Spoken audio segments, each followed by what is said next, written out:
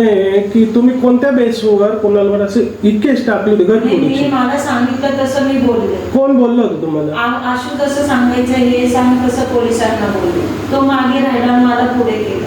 मी तुला तेव्हाही तेच सांगत होते मागे आला तेव्हा की मी खरं बोलते.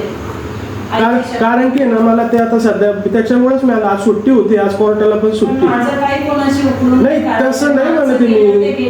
आता मला तो काय बोलला, तो तुमच्याशी बोलला वाटतं.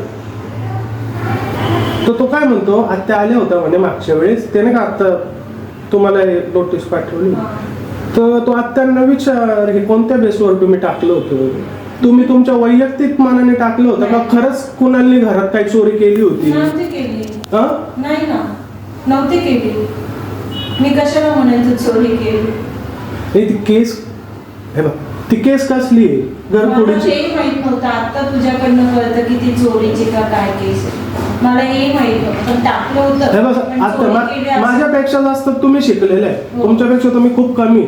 तुम्ही ग्रॅज्युएशन खूप नाही, मी तुम्हाला सांगतोय तुम्हाला काही गोष्टीचं जास्तच माहिती, बरोबर की नाही, नॉलेज. तर त्याचं असं म्हणणं आहे की आत्या आल्या होत्या, तर आत्यांना कसं काय माहित नाही की घरफोडीची केस केलेली?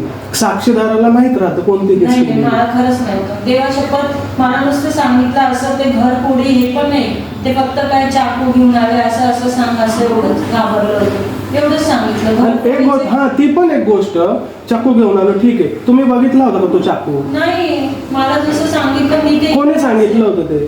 आशू हे ते आम्ही सांगितलं तसं आम्ही बोललो. माझ्या वडिलांनी? आशू रे, आम्ही नाही.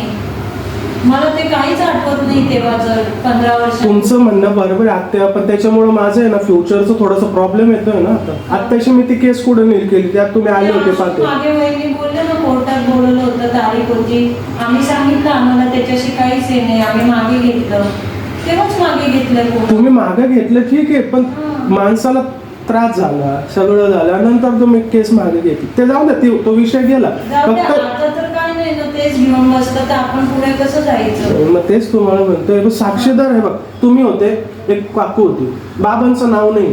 तुम्ही जरी बाबांवर ढकलत असेल तर बाबांचं नाव नाही. आम्ही सगळे गेलो होतो, माझ्या आईच्या रक्ताची शपथ सांगते. त्याचं असं म्हणणं आहे, तो आत्यांना विचार घरातून काय चोरी गेलेले, काय गेलेले नाही. मला तेही माहित नव्हतं की बाबा घरफोडीची. मला जसं बोलायला लागलं तसं मी बोलले. आता सगळे देव हातात घेऊन मी इतकी खरे सरळ अभ्यास, नोकरी, आईची सेवा, वडिला आले की ते वडील विरोधात गेले तरी मी त्यांचं